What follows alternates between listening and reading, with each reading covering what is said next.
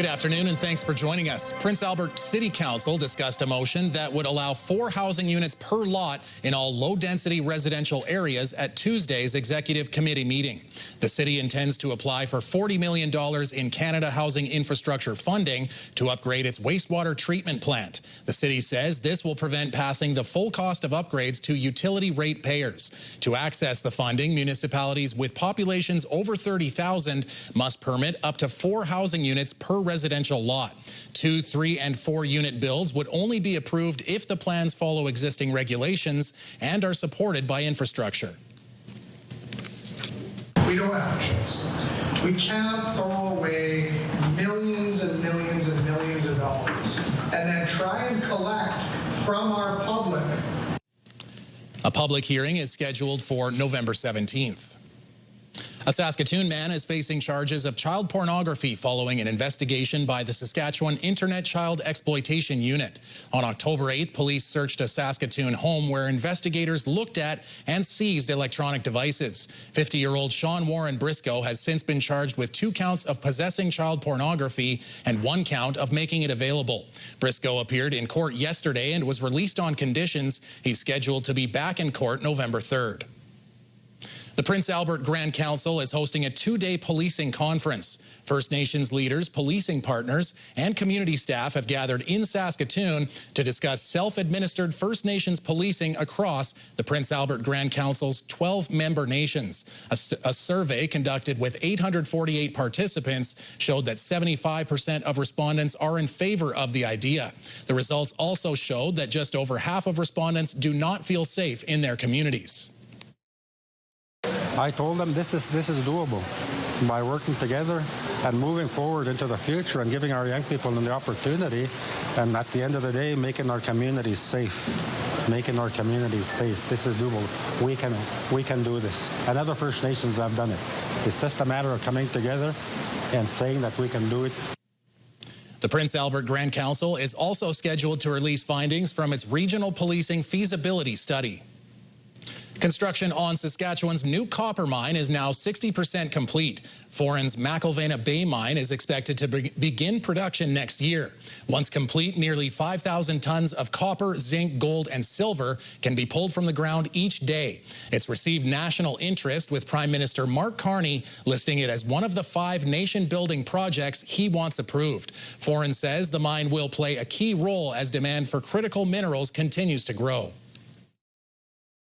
The demand for critical minerals is only increasing as we go through the energy transition of the next few decades, of course, in particular for copper, but also zinc as well. The Minister of Energy and Resources says the mine takes the province one step closer to reaching its critical mineral strategy goals. Almost 5 months after wildfires devastated Saskatchewan communities, some residents are still waiting for the help they need. The rental home Alicia Lundgren shared with her 3 kids in Denair Beach was destroyed by wildfire June 2nd. Now she's living in a camper with her kids in other locations. She doesn't have insurance, and after contacting Red Cross, she found out she wasn't eligible for assistance. Denair Beach Council says it did a needs assessment survey this fall to find out who is in need. More than 20 provincial housing units have been delivered to the community. I never ever thought that I would be in a situation like this. You know, I really feel for others that have gone through these situations, because now, I know how it feels now to not have these things and to have to wonder, and I don't even have a fixed address. The SPSA says it's working closely with Denair Beach leadership to support individuals and families who need temporary housing. The Red Cross says it's working with the province to determine who needs help. A jury in a Saskatoon manslaughter trial is scheduled to be charged tomorrow morning. A judge is expected to deliver his instructions to the jury on how to apply the law to reach a verdict. Roderick Sutherland has pleaded not guilty to manslaughter, unlawful confinement, and offering an indignity to human remains in connection to the death of 30-year-old Megan Gallagher. Court heard Gallagher was killed about 5 years ago inside a Saskatoon garage while she was restrained to a chair. Key evidence in the case is a recorded video statement Sutherland gave to police and testimony from Bobby Thomas, one of the people who was in the garage. Saskatoon City Council is looking to create a one-stop shop for homeless people looking for help. Plans for a potential navigation hub were unveiled at a city committee meeting that would fill a series of gaps for homeless people in the area. This hub would offer coordinated services from basic hygiene and stabilization needs to more intensive supports in a streamlined fashion. But as plans progress, councillors weren't so sure on developing a single hub or multiple mini hubs, and some pointed to the lack of services on the east side, which administration says is a regularly identified gap. If we have it on the other side of the river, that tends to be kind of the boundary, so I do have concerns about that. I would have rather seen a more fulsome debate on one big hub versus multis, because I think those were presented as future options in the report. An update on the plan is expected back in the spring.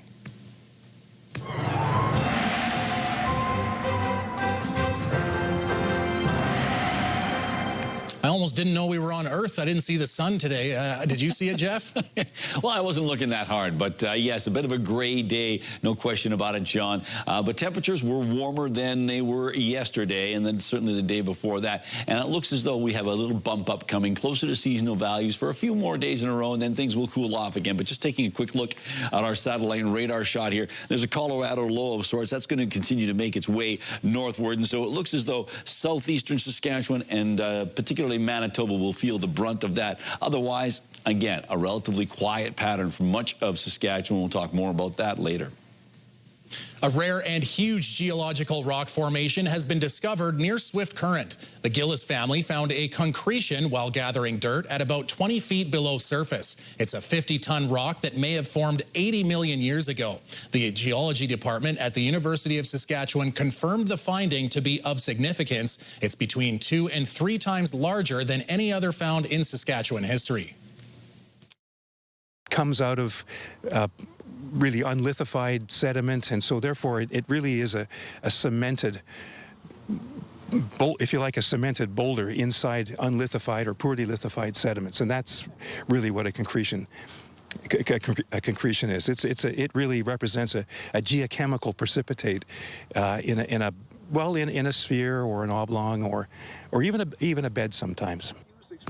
Pratt says his team will examine a sample to see what minerals it holds. Although the future destination is unknown, the Gillis family hopes the concretion can be used for educational purposes in the future. After the break, what else goes on at the Conservation Learning Centre? Jasmine Pelche finds out about more projects and some upcoming events.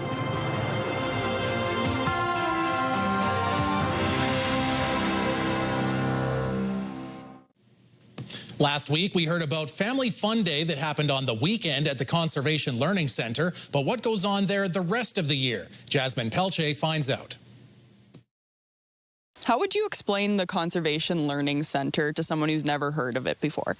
Yeah, so that's a great question. The Conservation Learning Centre is a non-profit agricultural research station. We're located just south of Prince Albert. We do receive some provincial funding from the government, but we operate independently from government. Our goal really is to provide information to producers and the general public. So for us, that means we are divided into 2 different streams. So our one stream is our agricultural research stream, and then the second half of what we do is community outreach. How big is the Conservation Learning Centre? Because you guys are small, but it's still an operational farm, right?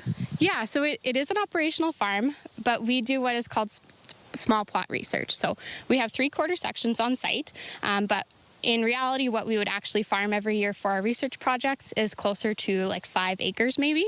So all of our equipment is functional farm equipment, but it's really scaled down. So we have a miniature seeder, miniature combine, miniature sprayer, all that kind of stuff. And the benefit of the small plot aspect of the farm is that we are able to replicate a whole bunch of different farming practices in a really small space, side by side, and repeat it enough times to be able to get good data for statistical analysis, so that we can provide farmers with real, reliable data from the Prince Albert area. What are you guys working on right now? We have a number of different things on the go. So at the CLC specifically, we focus on soil and water conservation practices. So these are practices that are not only environmentally sustainable, but we really make sure that they are economically sustainable for producers as well. So one of the big ones that we have right now is a agricultural drainage project. So we have different treatments of surface and subsurface or tile drainage going on at the farm right now. We will actually be showcasing this a little bit at our agricultural drainage field day, which is coming up on November 20th. Are you operational year-round? We are. So we spend our field season doing quite similarly to what a normal farm would be doing. So maintaining our crops and taking them to yield, doing data collection and that kind of stuff. Then all winter, we are preparing for the next field season. So we are working on the data that we collected that year, producing project reports, and then applying for funding to put in next year's research projects. What is like coming up in the next kind of couple months for you guys here that you're not working on right now, but like what's the next step? Yeah, so for us right now, we are really in two modes. So we're working on getting the data that we collected over the field season out in the hands of producers. So we do that. We try to do that in a way that is meaningful and actually practical for farmers. So rather than focusing solely on really complex scientific reports, we're producing things like fact sheets, so really quick one-pagers of information. We sometimes will do YouTube videos, and we have winter meetings and things like that where we have informal discussions with producers or even presentations to producers. The other side of things that we're doing is we're starting our planning for the next growing season. So we're always looking for farmer feedback because we want to be doing projects that are of interest to local farmers. And so to do that, if you have a project or a topic that you're interested in, we always encourage people to reach out to us directly and provide us with that information so that we can work on that project proposal, try to get that funding to be able to get that answer for you next field season. Is there anything else that I didn't ask about that it's kind of important to get across? Yeah, I think so. So we do host a number of events for producers throughout the year. So this year we have our Drainage Field Day coming up on November 20th, like I already said. But every year we have a field day in July where producers are invited to come and actually tour our research plots and speak to industry experts. And then every winter, usually in February or March, we host a crop talk event. So that's a winter meeting. We host in partnership with the Ministry of Agriculture, and there will be lots of industry experts and researchers available there as well. So it's a great way to kind of get your planning going for the next field season. Well, thank you for having me out here. Yeah, thank you. Jeff has your midweek weather forecast coming up, and later raising awareness about the options for breast cancer recovery on Breast Reconstruction Awareness Day.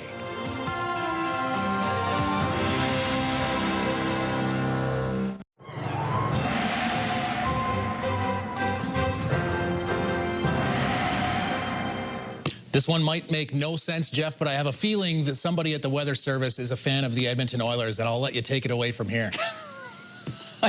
Thanks. Okay. Okay, I'm just going to move along because I don't know where to take that setup. But anyhow, I can tell you that we do have, in places like Edmonton are going to be a bit on the cool side, but I don't anticipate much in the way of precipitation. But a quiet situation now, fans of the Colorado Rockies, maybe. There's a Colorado low that is going to be making its way into basically Manitoba, but on the backhand side of it, we will be seeing some active weather in particularly southeastern Saskatchewan. It will be windy as well. Now, on Canada's west coast, they've got a cold front coming through. Temperatures are going to drop down a little bit, and we're expecting some rain later on if your travels are taking you out to BC. And then as we take a look at what's going on in other parts of Canada, we can tell you that it looks like it's going to be relatively warm in places like Toronto for the week. If your weekend plans are taking you to Ontario, Toronto looks like about 18 degrees on the weekend, 20 for Montreal, and a little different situation in parts of the Atlantic region. It looks like like Nova Scotia and Newfoundland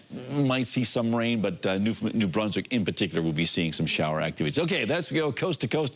Let's take a little closer look at home with our computer modeling. So a little bit of something sliding through northern Saskatchewan, not really adding up, but there is that Colorado low making its way up into Manitoba particularly, but of course on the edge of it, we've got some active weather for southeastern Saskatchewan in particular. So for the areas in and around Prince Albert, -2 degrees for Spiritwood, the Battleford's -2 as well in Candle Lake. Birch Hill's on the plus side, but just -1 in Roster, and 3 on the plus side for Nipawin, and the same for Melfort. And most locations dealing with clearing skies, but Melfort has some clouds in the overnight. But look at this for tomorrow. Big time sunshine for the region. We've got ourselves 12 degrees in Spiritwood and the Battlefords and Birch Hills and Melfort and Nipawin. 13 in Candle Lake and Roster. And keep in mind, for this area of areas in and around Prince Albert, a typical daytime high this time of year is around 10 degrees. So,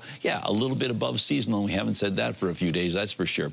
Now let's move on to the details for the Prince Albert area. -2 degrees with mainly clear skies tonight. The wind's starting to back off. And then tomorrow, a daytime high of 13 degrees with mainly cloudy conditions, winds out of the west at 10. And the 7-day outlook for Prince Albert, not too bad at all. 11 degrees on Friday and Saturday. A bit more sunshine on Saturday. Sunday, still in the double digits, 10 degrees, and mainly cloudy skies. Monday, a bit of a wet start to the work week. Well, possibly, because it's only about a 40% chance. 6 degrees and only slightly warmer on Tuesday and Wednesday. Tuesday and Wednesday expecting mainly cloudy conditions both days. I swear, below you there was another 11 there. And so if you were to remember, who's a famous number 11 for the Edmonton Oilers? Dave Semenko. A little bit taller. Well, nicknamed the Moose. Okay. Mark Messier.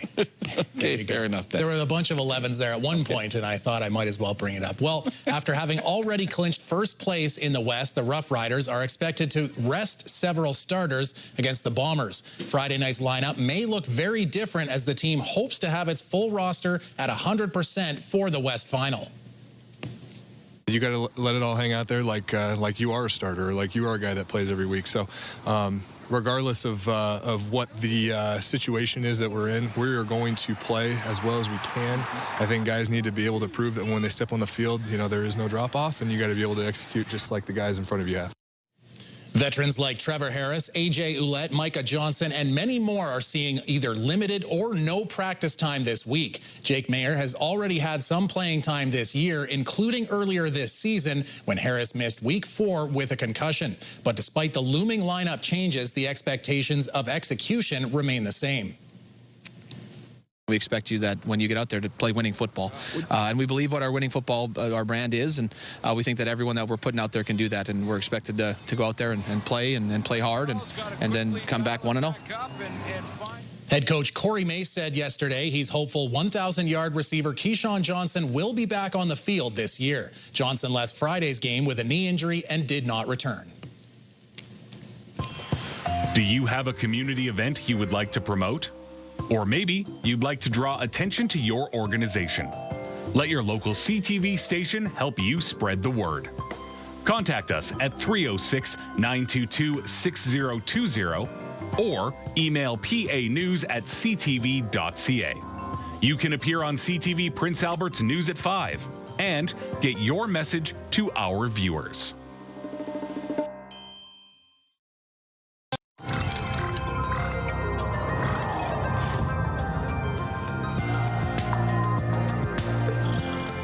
October 15th is Breast Reconstruction Awareness Day, or BRA Day, in Canada. And while the procedure is an important part of breast cancer recovery, a significant number of women are never told about their options. Pauline Chan has more. How you feeling? Pretty good. Tracy Barkey had her second of 2 breast reconstruction surgeries just a couple of weeks ago. Her cancer journey began in 2018. I turned 50, and I thought, okay, I'll go for my mammogram. And my whole world blew up after that. But reconstruction had to wait. My reconstruction didn't start for a couple years because I had to do all the treatment first. There's options for patients that have mastectomies, which is complete removal of the breast. There are options for patients that have lumpectomies, which are just part of the breast is removed but needs to be reconstructed.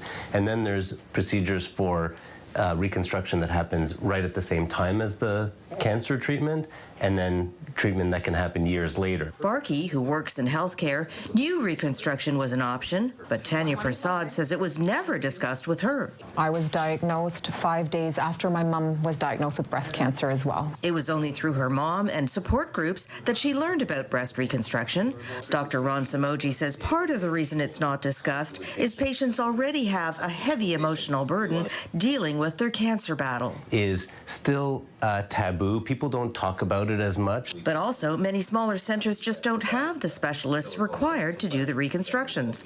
Prasad chose implants. I respect everybody's journey and what they choose, but ultimately I live with the outcome. And that was something that was really important to me. I did not want implants. Barkey, however, chose a more complex procedure called deep flap surgery, where abdominal fat is removed and used to reconstruct the breast. The wait times are very long for this type of surgery. Not many surgeons can do it. Both women are happy with their choices. We try to let them know what the risks and benefits and complications are to the procedure, but really medical education is so important for the patient before meeting us for consultation. Dr. Waqas Jalil says we need to spread awareness, not only that the procedure is available and covered by OHIP, but that information about your options is important to make the right personal decision. I have 4 daughters, so my biggest, I guess for Broad Day, advocate for yourself, find your voice, because at the end of the day, you live with your own choices. While Barkey's message for Broad Day is more succinct. Get your mammograms. Pauline Chan, CTV News. Brought to you by Saskatchewan Union of Nurses. Thank you to Saskatchewan's 11,000 registered nurses.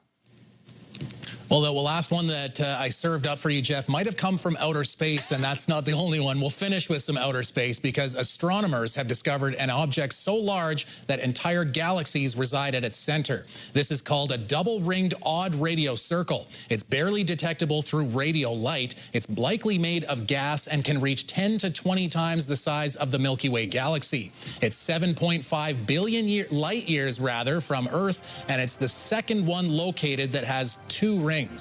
So there you go. Rings. Onion rings. Out in space. Onion ring in the universe, Homer.